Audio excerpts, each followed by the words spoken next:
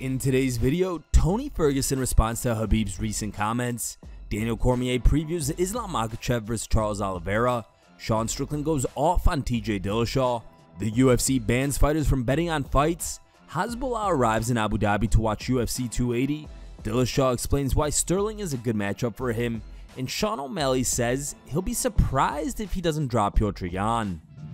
Khabib Nurmagomedov recently stated that Tony Ferguson is only fighting for money and should retire from MMA.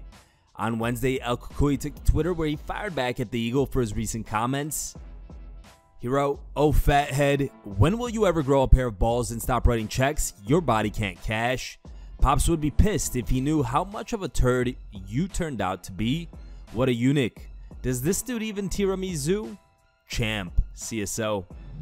Daniel Cormier, who is a longtime teammate of Islam Makhachev, believes Charles Oliveira has the style and ability to beat his friend at UFC 280. Speaking on the most recent episode of the DC and RC show, Cormier discussed the matchup and admitted that Oliveira is the biggest challenge of Islam's career. But this, to me, is the greatest fight that UFC can put on for the rest of the year, RC, because I believe it's the most competitive fight that the UFC can put on for the rest of the year. Because I do believe that Do Bronx has the style and the ability to fight and beat Islam Makhachev. I've always said that, but it's almost like people want me to go and kind of crap on my friend. I'm not going to crap on my friend to make people feel better. I believe and I'm confident that he can win the fight and become the champion. But I do recognize that this is by far the most difficult challenge that Islam Makhachev has ever had in his entire UFC career. And I'm not talking about just recently. Charles Oliveira, in the way that he is fighting right now, is as dangerous as anyone in the entire UFC. That's why this fight is so good, because for the first time in a long time, you feel like the guy that Islam's fighting has an actual chance to beat him, RC. Sean Strickland is a fighter who is constantly in the news for the things he says. This time, the UFC middleweight went after TJ Dillashaw, who will be looking to regain the UFC bantamweight title this weekend at UFC 280 against Aljamain Sterling. In a video posted to his Instagram page, Strickland slammed Dillashaw for using PEDs and said he shouldn't be able to compete ever again after testing positive for EPO back in 2019. Here's the video. Oh, TJ Dillashaw keeps popping in my fucking feed. And man, TJ, you are the scum of the fucking earth. The fact that you're even allowed to compete in MMA shocks me. And let me tell you why you're scum. Like when you go and you beat a guy, maybe you would have won, maybe you wouldn't have won. Well, you go, you beat these guys, half their fucking check is gone, their fucking ranking's gone. Like you do so much damage to somebody's life just because you're roided out. You are scum. You should never be allowed to compete in MMA again. The UFC has amended its athlete conduct policy to ban contracted fighters from betting on UFC fights, according to a memo sent to athletes and their teams Monday by UFC Chief Business Officer Hunter Campbell. In the letter, Campbell wrote that the UFC Athlete Code of Conduct will now include a prohibition of wagering on UFC fights in light of clear direction that we have received from regulators responsible for the regulated sports betting industry in the United States. The prohibition will also include members of fighters' teams and quote-unquote certain others, Campbell wrote. The full amendment, titled Wagering, reads, "Athletes are prohibited from placing any wagers directly or through a third party on any UFC match, including placing any wagers on themselves.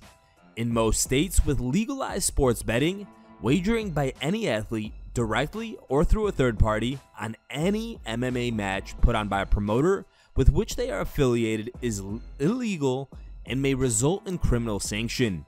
Athletes should also be aware that in most states these same prohibitions apply to some or all of relatives living in the same household as the athlete, and athletes, coaches, managers, handlers, athletic trainers, medical professionals, and staff, and any other person with access to non-public information regarding participants in any MMA match. An athlete that becomes aware or has knowledge of any wagering in violation of these restrictions must immediately notify UFC of such incident in accordance with this UFC athlete conduct policy." Hasbulla has arrived in Abu Dhabi to watch UFC 280 this Saturday night. The social media star also has some words for Conor McGregor. Here's the video.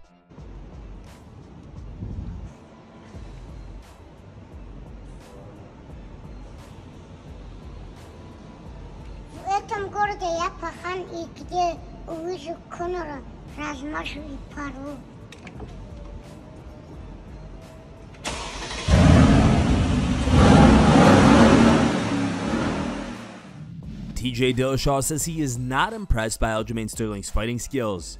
Speaking to UFC News a few days ahead of UFC 280, Dillashaw discussed his upcoming fight with Aljo and explained why he thinks it's a good matchup for him.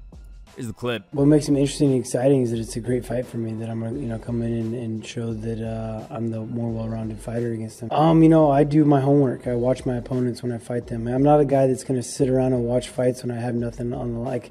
I'm not a guy that watches a bunch of fights, but if I'm fighting someone, I do my homework. Me and Dwayne Ludwig are watching tape all the time.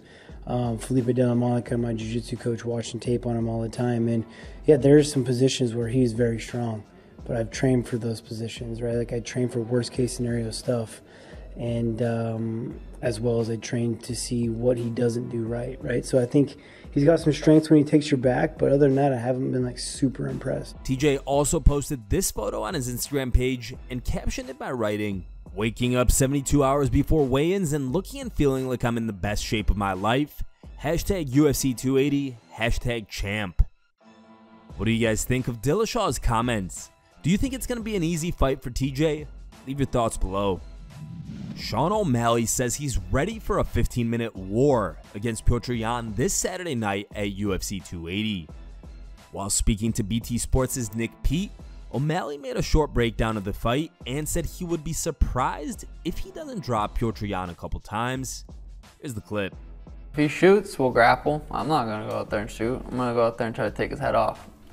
And if you see Aljo take Peter's back, it doesn't really say Peter doesn't have good grappling. It's just Aljo's that good. That's Aljo's game, he's yeah. that good at that position, taking the back.